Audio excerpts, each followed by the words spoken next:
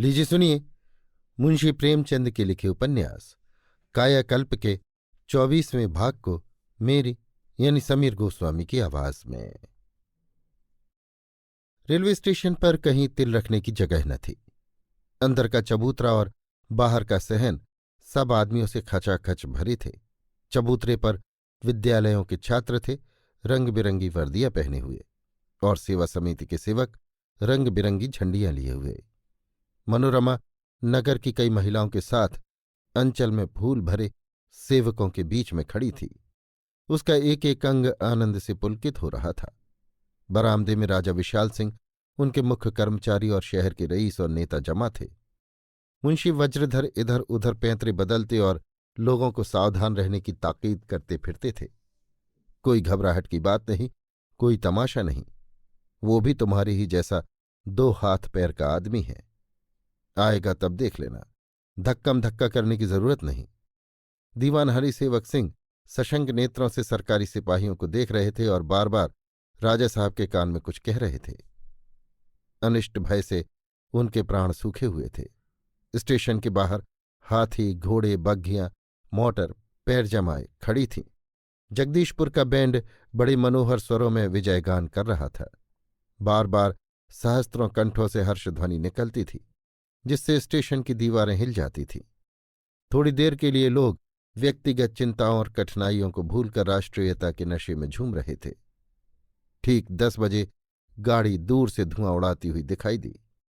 अब तक लोग अपनी जगह पर कायदे के साथ खड़े थे, लेकिन गाड़ी के आते ही सारी व्यवस्था हवा हो गई। पीछे वाले आगे आ पहुंचे, आगे वाले पीछे पड़ गए। झंडियां रक्षास्त्र का काम करने लगी और फलों की टोकरियां ढालों का। मुंशी वज्रधर बहुत चीखे चिल्लाए, लेकिन कौन सुनता है। हाँ, मनोरमा के सामने मैदान साफ था। दीवान साहब ने तुरंत सैनिकों को उसके सामने से भीड़ हटाते रहने के लिए बुला लिया था। गाड़ी आकर रुकी और चक्रधर उतर पड़े। मनोरमा भी अनुराग से उन्मत्त होकर चली, लेकिन 3-4 पग चली थी कि एक बात ध्यान में आई। ठिठक गई और एक स्त्री की आड़ से चक्रधर को देखा। एक रक्तहीन मलिन मुख, क्षीण मूर्ति सिर झुकाए खड़ी थी, मानो जमीन पर पैर रखते डर रही है कि कहीं गिर न पड़े। मनोरमा का हृदय महसूस उठा, आंखों से आंसुओं की धारा बहने लगी। अंचल के फूल अंचल ही में रह गए। उधर चक्रधर पर फूलों की वर्षा हो रही थी, इधर मनोरमा की आंखों से मोतियों की। सेवा समिति का मंगलगान समाप्त हुआ तो राजा साहब ने आगे बढ़कर नगर के नेताओं की ओर से उनका स्वागत किया। सब लोग उनसे गले मिले और जुलूस जाने लगा। मुंशी वज्रधर जुलूस के प्रबंध में इतने व्यस्त थे कि चक्रधर की उन्हें सुध ही न थी। चक्रधर स्टेशन के बाहर आए और ये तैयारियां देखीं तो बोले, आप लोग मेरा इतना सम्मान करके मुझे लज्जित कर रहे हैं। राष्ट्रीय सम्मान किसी महान राष्ट्रीय उद्योग का पुरस्कार होना चाहिए। मैं इसके सर्वथा अयोग्य हूं। मुझे सम्मानित करके आप लोग सम्मान का महत्व खो रहे हैं। मुझ जैसों के लिए इस धूमधाम की जरूरत नहीं। मुझे तमाशा न बनाइए। संयोग से मुंशी जी वहीं खड़े थे। ये बातें सुनी तो बिगड़कर बोले, तमाशा नहीं बनना था तो दूसरों के लिए प्राण देने को क्यों तैयार हुए थे? लोग 10-5 हजार खर्च करके जन्म भर के लिए राय साहब और खां बहादुर हो जाते हैं। तुम दूसरों के लिए इतनी मुसीबतें झेल कर ये सम्मान पा रहे हो, तो इसमें झेंपने की क्या बात है भला? देखता हूं कि कोई एक छोटा मोटा व्याख्यान देता है तो पत्रों में देखता है कि मेरी तारीफ हो रही है या नहीं। अगर दुर्भाग्य से कहीं संपादक ने उसकी प्रशंसा न की तो जामे से बाहर हो जाता है, और तुम 10-5 हाथी घोड़े देखकर घबरा गए। आदमी की इज्जत अपने हाथ है। तुम अपनी इज्जत न करोगे तो दूसरे क्यों करने लगे? आदमी कोई काम करता है तो रुपए के लिए या नाम के लिए? अगर 2 में से एक भी हाथ न आए तो वो काम करना ही व्यर्थ है। ये कहकर उन्होंने चक्रधर को छाती से लगा लिया। चक्रधर का रक्तहीन मुख लज्जा से आरक्त हो गया। ये सोचकर शर्मा आए कि ये लोग अपने मन में पिताजी की हंसी उड़ा रहे होंगे, और कुछ आपत्ति करने का साहस न हुआ। चुपके से राजा साहब की टुकड़ी पर आ बैठे। जुलूस चला। आगे आगे 5 हाथी थे जिन पर नौबत बज रही थी। उनके पीछे कोतल घोड़ों की लंबी कतार थी जिन पर सवारों का दल था। बैंड के पीछे जगदीशपुर के सैनिक 4-4 की कतार में कदम मिलाए चल रहे थे। फिर क्रम से आर्य महिला मंडल, खिलाफत सेवा समिति और स्काउटों के दल थे। उनके पीछे चक्रधर की जोड़ी थी, जिसमें राजा साहब मनोरमा के साथ बैठे हुए थे। इसके बाद तरह तरह की चौकियां थीं, जिनके द्वारा राजनीतिक समस्याओं का चित्रण किया गया था। फिर भांति भांति की गायन मंडलियां थीं, जिनमें कोई ढोल मंजीरे पर राजनीतिक गीत गाती थीं, कोई डंडे बजा बजा कर राष्ट्रीय हर गंगा सुना रही थी, और दो चार सज्जन चने जोर गरम और चूरन अमल बेत की वाणियों का पाठ कर रहे थे। सबके पीछे बग्घियों, मोटरों और बसों की कतारें थीं। अंत में जनता का समूह था। जुलूस नदेसर, चेतगंज, दशाश्वमेध और चौक होता हुआ दोपहर होते होते कबीर चौरा पर पहुंचा। यहां मुंशी जी के मकान के सामने एक बहुत बड़ा शामियाना तना हुआ था। निश्चय हुआ था कि यहीं सभा हो और चक्रधर को अभिनंदन पत्र दिया जाए। मनोरमा स्वयं पत्र पढ़कर सुनाने वाली थी, लेकिन जब लोग आ आकर पंडाल में बैठे और मनोरमा अभिनंदन पढ़ने को खड़ी हुई तो उसके मुंह से एक शब्द न निकला। आज एक सप्ताह से उसने जी तोड़कर स्वागत की तैयारियां की थीं। दिन को दिन और रात को रात न समझा था। रियासत के कर्मचारी दौड़ते दौड़ते तंग आ गए थे। काशी जैसे उत्साहहीन नगर में ऐसे जुलूसों का प्रबंध करना आसान न था। विशेष करके चौकियों और गायन मंडलियों की आयोजना करने में उसे बहुत कष्ट उठाने पड़े थे और कई मंडलियों को दूसरे शहरों से बुलाना पड़ा था। उसकी श्रमशीलता और उत्साह देख देख कर लोगों को आश्चर्य होता था। लेकिन जब वो शुभ अवसर आया कि वो अपनी दौड़ धूप का मनमाना पुरस्कार ले, तो उसकी वाणी धोखा दे गई। फिटन में वो चक्रधर के सम्मुख बैठी थी। राजा साहब चक्रधर से जेल के संबंध में बात करते रहे, पर मनोरमा वहां चुप ही रही। चक्रधर ने उसकी आशा के प्रतिकूल उससे कुछ न पूछा। ये अगर उसका तिरस्कार नहीं तो क्या था? हाँ, ये मेरा तिरस्कार है। वो समझते हैं कि मैंने विलास के लिए विवाह किया है। इन्हें कैसे अपने मन की व्यथा समझाऊं कि ये विवाह नहीं, प्रेम की बलिवेदी है। मनोरमा को असमंजस में देखकर राजा साहब ऊपर आ खड़े हुए और उसे धीरे से कुर्सी पर बिठाकर बोले, सज्जनों, रानी जी के भाषण में आपको जो रस मिलता वो मेरी बातों में कहाँ। कोयल के स्थान पर कौआ खड़ा हो गया है। शहनाई की जगह नृसिंह ने ले ली है। आप लोगों को ज्ञात न होगा कि पूज्यवर बाबू चक्रधर रानी साहिबा के गुरु रह चुके हैं और वो उन्हें अब भी उसी भाव से देखती हैं। अपने गुरु का सम्मान करना शिष्य का धर्म है, किंतु रानी साहिबा का कोमल हृदय इस समय नाना प्रकार के आवेगों से इतना भरा हुआ है कि वाणी के लिए जगह ही नहीं। इसके लिए वो क्षम्य है। बाबू साहब ने जिस धैर्य और साहस से दीनों की रक्षा की वो आप लोग जानते ही हैं।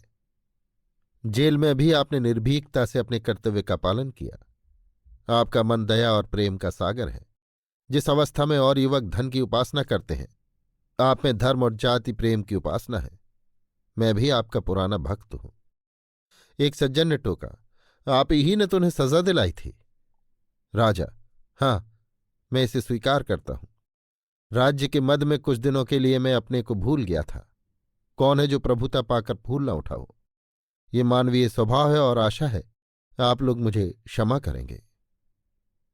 राजा साहब बोल ही रहे थे कि मनोरमा पंडाल से निकल आई और मोटर पर बैठकर राजभवन चली गई। रास्ते भर वो रोती रही। उसका मन चक्रधर से एकांत में बातें करने के लिए विकल हो रहा था। वो उन्हें समझाना चाहती थी कि मैं तिरस्कार योग्य नहीं, दया की योग्य हूं। तुम मुझे विलासिनी समझ रहे हो, ये तुम्हारा अन्याय है। और किस प्रकार मैं तुम्हारी सेवा करती। मुझमें बुद्धि बल न था, धन बल न था, विद्या बल न था, केवल रूप बल था, और वो मैंने तुम्हें अर्पण कर दिया। फिर भी तुम मेरा तिरस्कार करते हो। मनोरमा ने दिन तो किसी तरह काटा, पर शाम को वो अधीर हो गई। तुरंत चक्रधर के मकान पर जा पहुंची। देखा तो वो अकेले द्वार पर टहल रहे थे।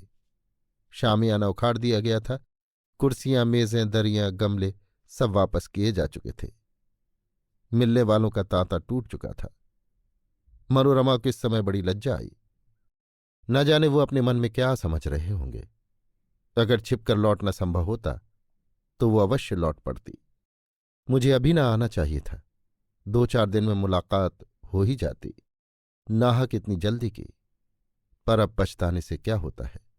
चक्रधर ने उसे देख लिया और समीप आकर प्रसन्न भाव से बोले, मैं तो स्वयं आपकी सेवा में आने वाला था। आपने व्यर्थ कष्ट किया। मनोरमा, मैंने सोचा चलकर देख लूं यहां का सामान भेज दिया गया है या नहीं। आइए सैर कराएं।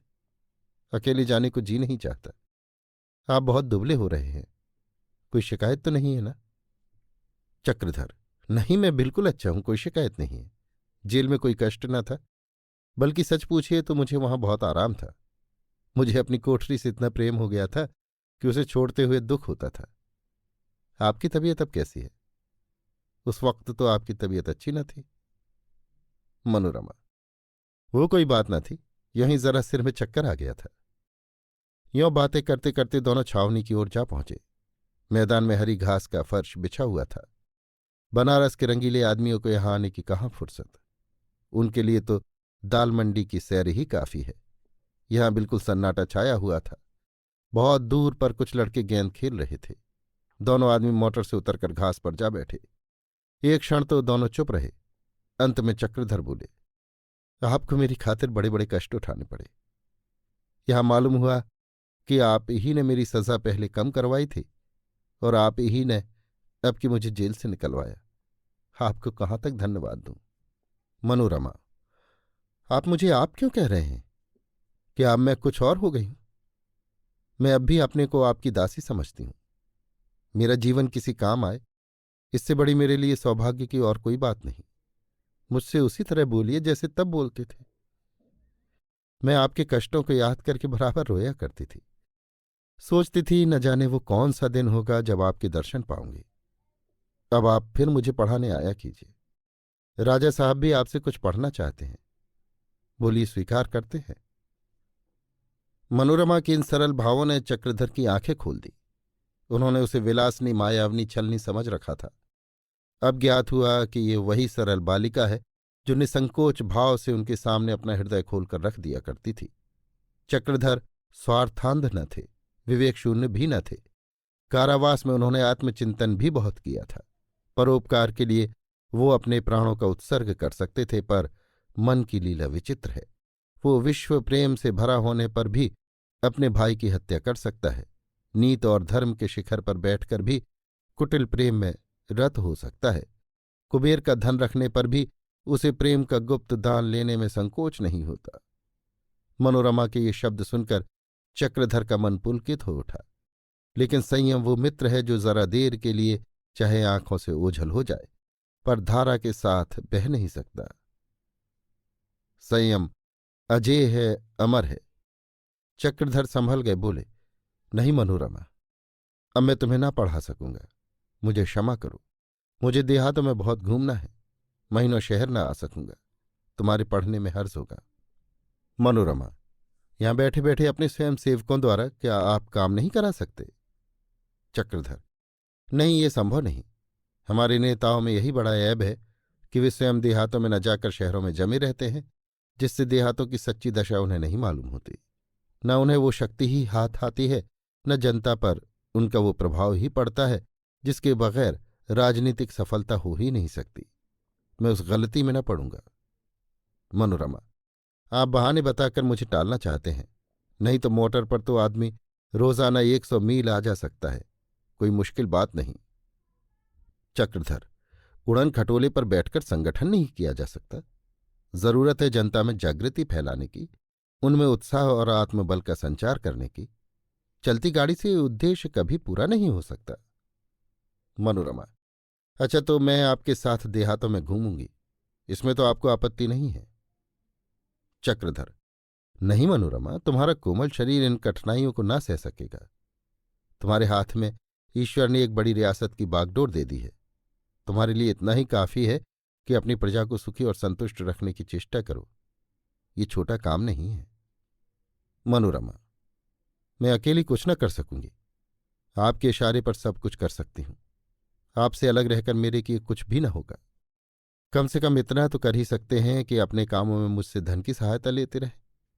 ज्यादा तो नहीं, 5,000 रुपये मैं प्रतिमास आपको भेंट कर सकती हूं।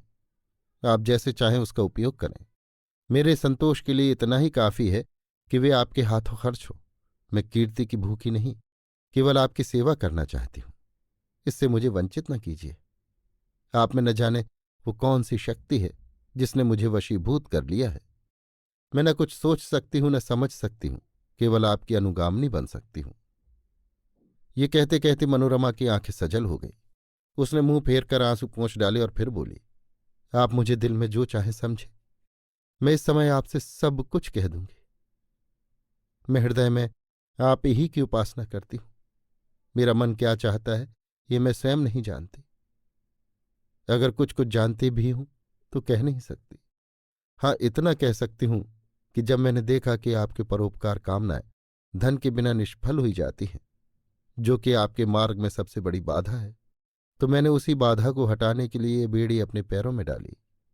मैं जो कुछ कह रही हूं उसका एक एक अक्षर सत्य है। मैं ये नहीं कहती कि मुझे धन से घृणा है। नहीं, मैं दरिद्रता को संसार की विपत्तियों में सबसे दुखदायी समझती हूं। लेकिन मेरी सुख लालसा किसी भी भले घर में शांत हो सकती थी। उसके लिए मुझे जगदीशपुर की रानी बनने की जरूरत न थी। मैंने केवल आपकी इच्छा के सामने सिर झुकाया है और मेरे जीवन को सफल करना अब आपके हाथ है। चक्रधर ये बातें सुनकर मर्माहत से हो गए। उफ, यहां तक नौबत पहुंच गई। मैंने इसका सर्वनाश कर दिया। हाँ विधि, तेरी लीला कितनी विषम है। वो इसलिए उससे दूर भागे थे कि वो उसे अपने साथ दरिद्रता के कांटों में घसीटना न चाहते थे। उन्होंने समझा था उनके हट जाने से मनोरमा उन्हें भूल जाएगी और अपने इच्छानुकूल विवाह करके सुख से जीवन व्यतीत करेगी। उन्हें क्या मालूम था कि उनके हट जाने का ये भीषण परिणाम होगा और वो राजा विशाल सिंह के हाथों में जा पड़ेगी। उन्हें वो बात याद आई जो एक बार उन्होंने विनोद भाव से कही थी, तुम रानी होकर मुझे भूल जाओगी। उसका जो उत्तर मनोरमा ने दिया था उसे याद करके चक्रधर एक बार कांप उठे। उन शब्दों में इतना दृढ़ संकल्प था, इसकी वो उस समय कल्पना भी न कर सकते थे। चक्रधर मन में बहुत ही शुद्ध हुए। उनके हृदय में एक साथ ही करुणा, भक्ति, विस्मय और शोक के भाव उत्पन्न हो गए। प्रबल उत्कंठा हुई कि इसी क्षण इसके चरणों पर सिर रख दें और रोएं। वो अपने को धिक्कारने लगे। मनोरमा को इस दशा में लाने का, उसके जीवन की अभिलाषाओं को नष्ट करने का भार उनके सिवा और किस पर था। सहसा मनोरमा ने फिर कहा, आप मन में मेरा तिरस्कार तो नहीं कर रहे हैं? चक्रधर लज्जित होकर बोले, नहीं मनोरमा, तुमने मेरे हित के लिए जो त्याग किया है उसका दुनिया चाहे तिरस्कार करे, मेरी दृष्टि में तो वो आत्म बलिदान से कम नहीं। लेकिन क्षमा करना, तुमने पात्र का विचार नहीं किया। तुमने कुत्ते के गले में मोतियों की माला डाल दी। मैं तुमसे सत्य कहता हूं, अभी तुमने मेरा असली रूप नहीं देखा। देखकर शायद घृणा करने लगो। तुमने मेरा जीवन सफल करने के लिए अपने ऊपर जो अन्याय किया है, इसका अनुमान करके ही मेरा मस्तिष्क चक्कर खाने लगता है। इससे तो ये कहीं अच्छा था कि मेरा जीवन नष्ट हो जाता, मेरे सारे मंसूबे धूल में मिल जाते। मुझ जैसे क्षुद्र प्राणी के लिए तुम्हें अपने ऊपर ये अत्याचार न करना चाहिए था। अब तो मेरी ईश्वर से यही प्रार्थना है कि मुझे अपने व्रत पर दृढ़ रहने की शक्ति प्रदान करे। वो अवसर कभी न आए कि तुम्हें अपने इस असीम विश्वास और असाधारण त्याग पर पछताना पड़े। अगर वो अवसर आने वाला हो तो मैं वो दिन देखने के लिए जीवित न रहूं। तुमसे भी मैं एक अनुरोध करने की क्षमा चाहता हूं। तुमने अपनी इच्छा से त्याग का जीवन स्वीकार किया है। इस ऊंचे आदर्श का सदैव पालन करना। राजा साहब के प्रति एक पल के लिए भी तुम्हारे मन में अश्रद्धा का भाव न आने पाए। अगर ऐसा हुआ तो तुम्हारा ये त्याग निष्फल हो जाएगा। मनोरमा कुछ देर तक मौन रहने के बाद बोली, बाबूजी, आपका हृदय बड़ा कठोर है। चक्रधर ने विस्मित होकर मनोरमा की ओर देखा, मानो इसका आशय उनकी समझ में न आया हो। मनोरमा बोली, मैंने इतना सब कुछ किया, फिर भी आपको मुझसे सहायता लेने में संकोच हो रहा है? चक्रधर ने दृढ़ भाव से कहा, मनोरमा, मैं नहीं चाहता कि किसी को तुम्हारे विषय में कुछ आक्षेप करने का अवसर मिले। मनोरमा फिर कुछ देर के लिए मौन रहकर बोली, आपको मेरे विवाह की खबर कहाँ मिली? चक्रधर, जेल में अहिल्या ने कही। मनोरमा, क्या जेल में आपकी भेंट अहिल्या से हुई थी? चक्रधर, हाँ, एक बार वो आई थी। मनोरमा, ये खबर सुनकर आपके मन में क्या विचार आए थे, सच कहिएगा? चक्रधर, मुझे तो आश्चर्य हुआ था। मनोरमा, केवल आश्चर्य? सच कहिएगा। चक्रधर ने लज्जित होकर कहा, नहीं मनोरमा, दुख भी हुआ और कुछ क्रोध भी। मनोरमा का मुख विकसित हो उठा।